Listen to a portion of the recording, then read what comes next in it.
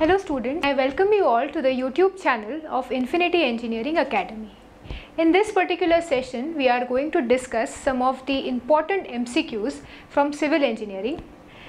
These MCQs will be very important to you for your various competitive examinations, your engineering service examinations, as well as your GATE and PSU exams. Today we are going to discuss the MCQs which are related to highway engineering. Let us begin the MCQ session. First MCQ, the Nagpur plan formula assumed which type of pattern? Star and grid, star and circular, hexagonal and circular. Firstly, what was the Nagpur plan? Whenever your road development initiated in India, it started by formation of the Jaykar committee, and this Jaykar committee then formed a series of plans. एक plan है आपका Nagpur plan, that was the first plan which was formed. उसके बाद Bombay plan, Lucknow plan, different types of such plans were formed. आपको जब road development करना है तो आपको एक स्पेसिफिक टाइम पीरियड में वो रोड डेवलपमेंट करना है, उसमें स्पेसिफिक मोटिव्स होने चाहिए, तो इसकी वजह से ये एक एक टाइप का प्लान फॉर्म किया गया. सो नागपुर प्लान जो फॉर्म किया गया था वो 1943 से 1963 का 20 इयर्स का डेवलपमेंट प्लान था.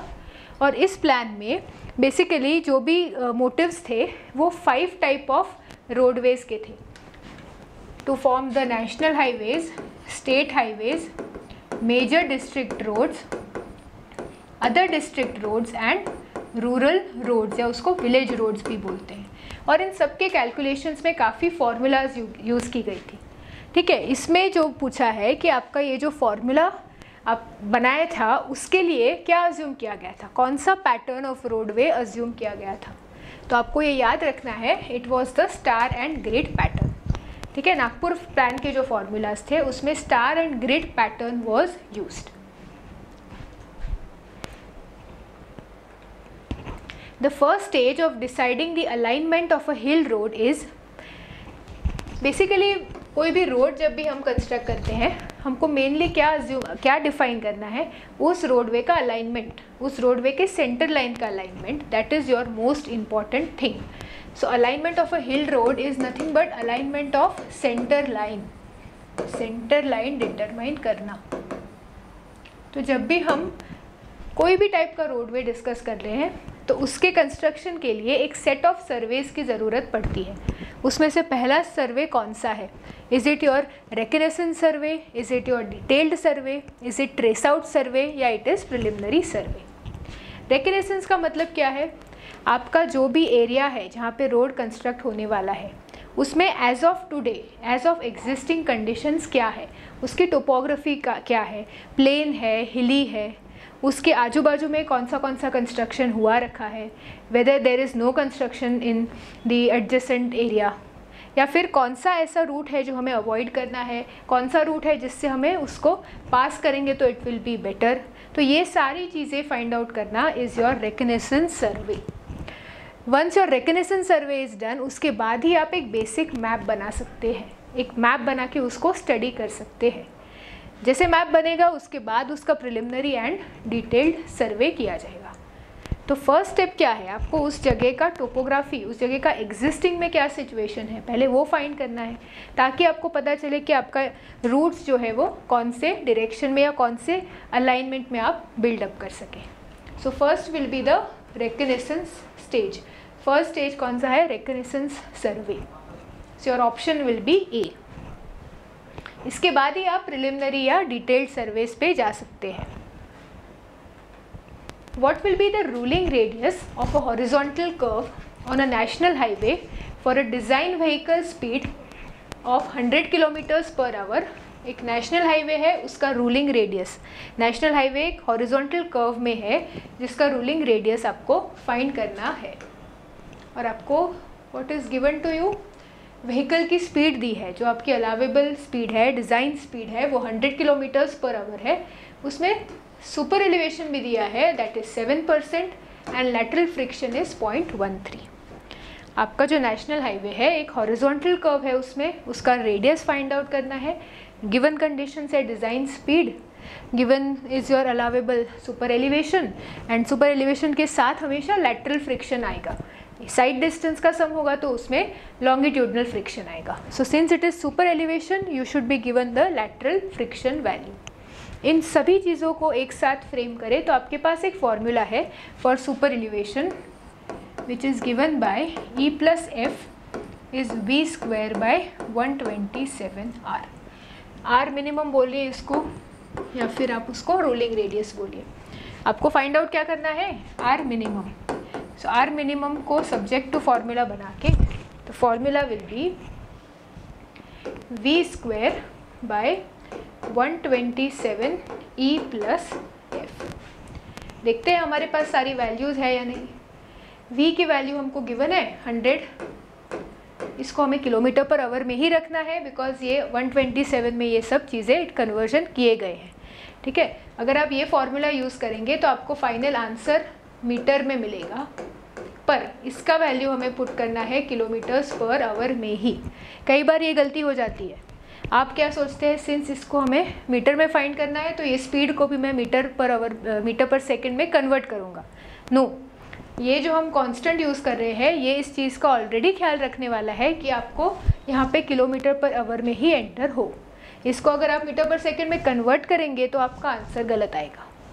सो these things you have to remember. यहाँ पे आंसर मीटर में मिल रहा है लेकिन V की वैल्यू आपको किलोमीटर पर आवर में एंटर करनी है. सो 100 स्क्वायर 127 कांस्टेंट है. E प्लस एफ कितना है 0.13. E is how much 7%. लेकिन परसेंट में एंटर करेंगे या डेसिमल में करेंगे, इन डेसिमल. सो 0.07. ये दोनों आपका यूनिटलेस आएगा. ठीक है, तो इसमें आपका गलती नहीं होती. इसकी वैल्यू एंटर करने में कई बार मीटर पर सेकंड हो जाता है. तो you have to keep in mind that you have to enter the value of V in kilometre per hour. ठीक है, so this will be 100 square divided by 127 into 0.2. इसका करीबन जो आंसर है वो 393 आसपास आ रहा है. So nearest is 395 metre. So for this question ruling radius is 395 meter. The braking efficiency mainly depends on side distance, PIV theory, friction या length of the curve.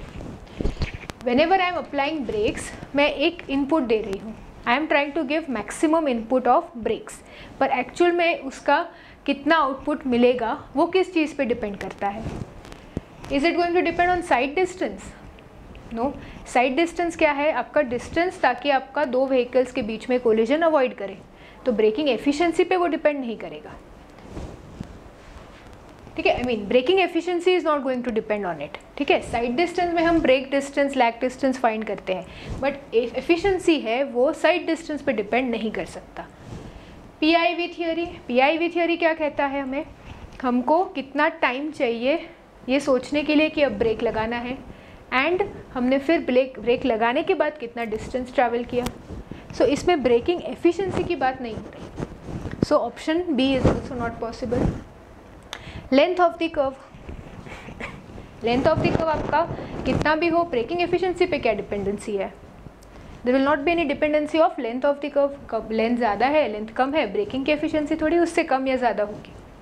But it is going to depend on friction. आपका surface पे कैसा friction आ रहा है उससे आपको पता चलेगा. आपको फ्रिक्शन ज़्यादा मिले तो आपकी ब्रेकिंग एफिशिएंसी ज़्यादा होगी, फ्रिक्शन कम मिलता है तो आपकी ब्रेकिंग एफिशिएंसी कम होगी. So your answer will be C, friction. Maximum grade compensation for a curve of radius 75 metre is how much. कई बार पहले तो आपको ग्रेड कॉम्पनसेशन क्यों करना पड़ता है. If there is a horizontal curve on a grade तो क्या हो जाएगा, अगर आप ग्रेड कॉम्पनसेट नहीं करते तो आपका जो ट्रैक्शन फोर्स है वो इंक्रीज़ हो जाएगा. सो उसकी वजह से हमें उसमें ग्रेड कॉम्पनसेट करके जो ग्रेड या ग्रेडियंट प्रोवाइड कर रहे हैं उसको रिड्यूस करना है, क्योंकि आपको वो हॉरिजॉन्टल कर्व को निगोशिएट करने के लिए भी रोलिंग रेजिस्टेंस चाहिए. अपने को एक पर्टिकुलर ग्रेड का फिक्स रखा तो आपका ये जो टोटल रेजिस्टेंस जो है वो हॉरिजॉन्टल कर्व और ग्रेड दोनों को निगोशिएट नहीं कर पाएगा. सो हम क्या करेंगे, हॉरिजॉन्टल कर्व के बारे में कुछ चेंज नहीं करना है, हमें सिर्फ ये जो ग्रेड प्रोवाइडेड है उसको कम कर देना है, क्योंकि आपको हॉरिजॉन्टल कर्व के लिए भी निगोशिएट करना है, उसके लिए भी रेजिस्टेंस चाहिए है। सिर्फ ग्रेड हो तो बात अलग है, but horizontal curve and grade अगर साथ में आ रहे हो तो हमें क्या करना पड़ेगा, ग्रेड को कॉम्पनसेट करना पड़ेगा, क्योंकि हमारा जो भी रेजिस्टेंस आ रहा है, जो भी ट्रैक्शन आ रहा है, वो दोनों चीज़ को अब निगोशिएट करने के लिए चाहिए। हमको हॉरिजॉन्टल कर्व भी निगोशिएट करना है, हमको ग्रेड भी निगोशिएट करना है, ठीक है। तो इसके लिए हमें ग्रेड कॉम्पनसेशन प्रोवाइड करना है। ग्रेड कॉम्पनसेशन का फॉर्मूला है, it is either equals to R plus 30 by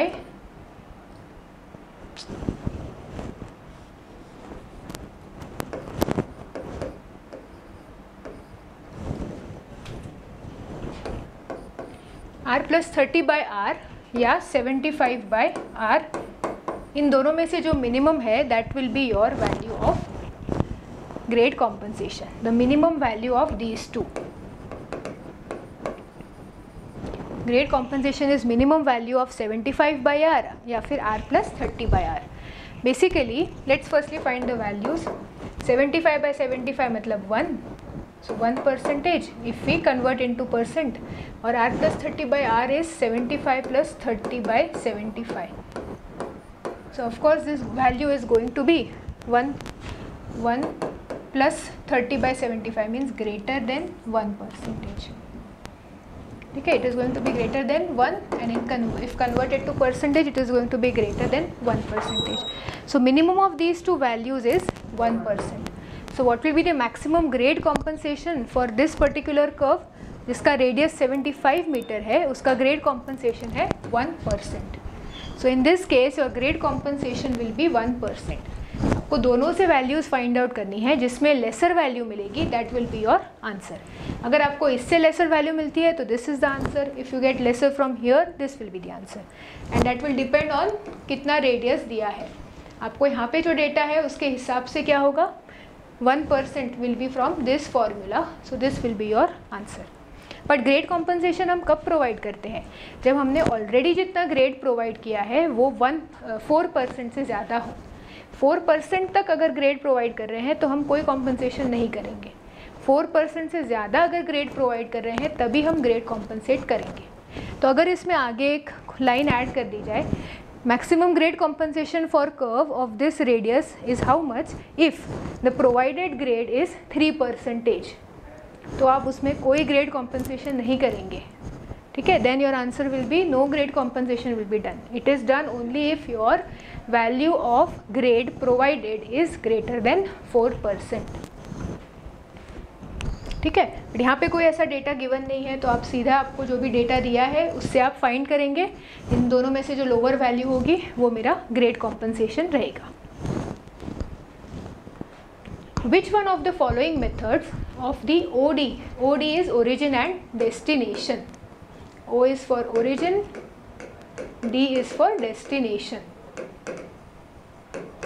Which one of the following methods of OD traffic survey is conducted for comprehensive analysis of traffic and transportation data?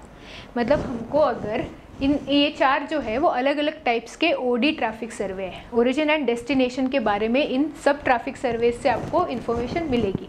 But हमें comprehensive analysis करना है तो हम कौन सा method use करें, ठीक है। सबके सब आपका ओडी ट्रैफिक में सर्वे के लिए यूज़ किए जाते हैं, बट मोस्ट कॉम्प्रिहेंसिव एनालिसिस कौन सा है वो फाइंड करना है। ओरिजिन मतलब जहाँ से ट्रिप स्टार्ट हुई, डेस्टिनेशन मतलब जहाँ पे ट्रिप एंड की गई, ठीक है, दैट इज़ योर ओडी। अभी postcard method, postcard method में क्या रहता है, we are giving a postcard to the people who are entering through that particular portion या stretch of road, that is the first thing. If we are giving the postcard, that person what he has to do, he has to fill up that postcard या जो questionnaire है उसके answers करने हैं उसको, और उसके बाद आपको रिटर्न करना है। इसमें प्रॉब्लम क्या है, कई बार they do not give you the postcard back, so आपको जितना कॉम्प्रिहेंसिव इन्फॉर्मेशन चाहिए है वो नहीं मिलेगा। रजिस्ट्रेशन नंबर मेथड की बात करते हैं, इसमें क्या रहता है, we are not interviewing any person. हमारा जो भी चेक पॉइंट्स है ओरिजिन पे एंड डेस्टिनेशन पे, वहाँ पे हम खड़े रहेंगे, जो भी व्हीकल्स पास हो रहे हैं उसके रजिस्ट्रेशन प्लेट पे जो नंबर्स है वो नोट करेंगे।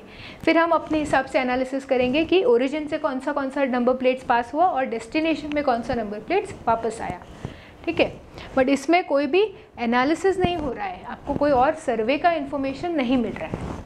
सो this will also not be the answer. Home interview है, आपको काफ़ी कॉम्प्रिहेंसिव इन्फॉर्मेशन मिल सकता है. इसके ट्रैफिक रिलेटेड इन्फॉर्मेशन से भी आपको काफ़ी अलग इन्फॉर्मेशन मिलेगा related to age, gender, occupation, but it is not a comprehensive method because it is not practical to do. We can not go and interview each and every person at home. That's why we do not select this method. But yes, road side interview कर सकते हैं. Road पे जितने भी vehicles आ रहे हैं, we can ask them the series of questions on road itself. So road interview जो है वो आप कॉम्प्रिहेंसिव इन्फॉर्मेशन फाइंड करने के लिए यूज़ कर सकते हैं. So your answer will be B, road side interview. Impact value is used to measure which of the values. We know that different tests are performed on the aggregates because aggregates जो है वो आपका major part है highway construction का या road construction का. तो इसके लिए अलग अलग टेस्ट अलग अलग टेस्ट परफॉर्म करके we try to find out properties of aggregates.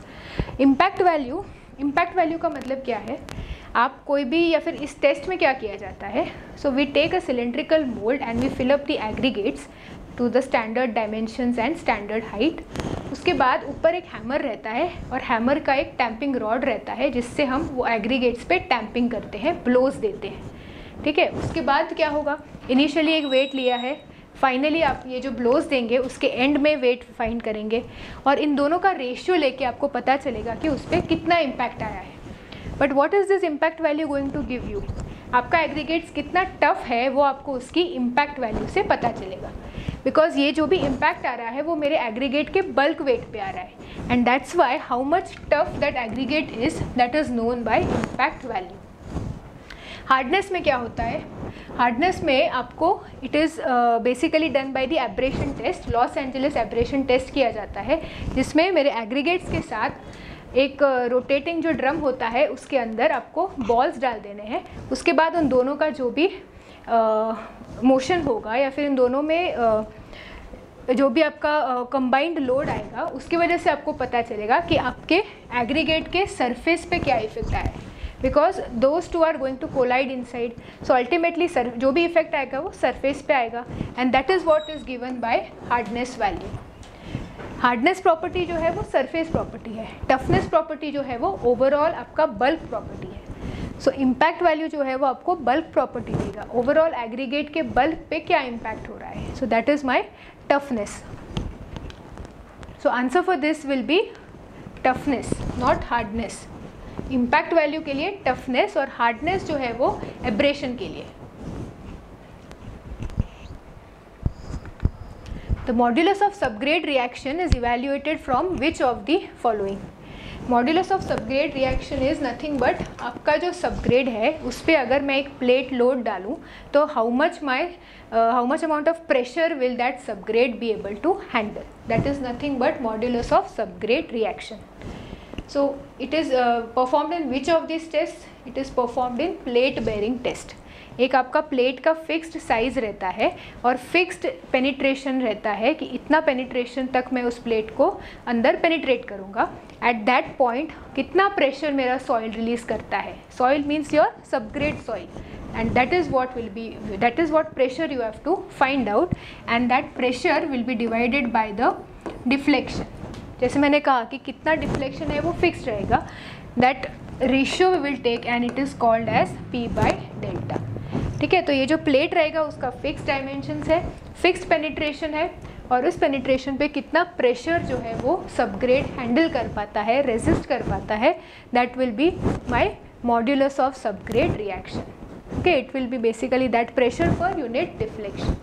That deflection value we are going to divide or to that pressure and that ratio will be called modulus of subgrade reaction and it is carried out in the plate bearing test.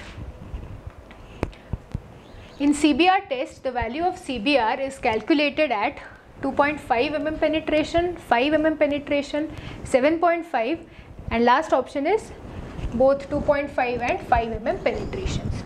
CBR test में क्या किया जाता है? It is use for design of flexible pavements. इसमें पहले तो एक specific mm का पेनिट्रेशन है जिसके लिए हम एक स्टैंडर्ड लोड फाइंड करते हैं. ठीक है. And what are the values of that fixed amount of penetration? 2.5 mm and 5 mm.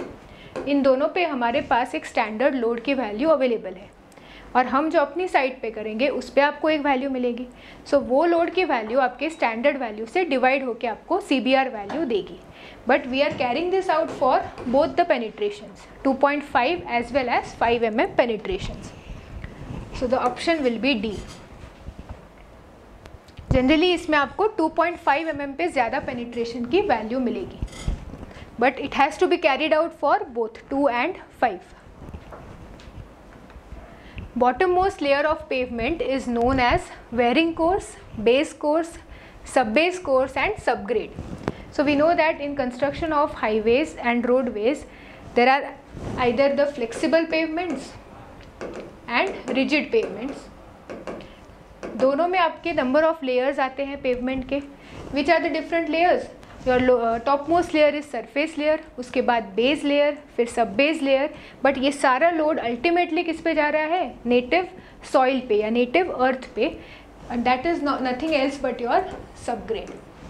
That is the bottom most layer of pavement. वो एक ऐसा लेयर है जो आपका नेटिव अर्थ है, उसके ऊपर आप आर्टिफिशियली अलग अलग लेयर्स डेवलप कर रहे हैं.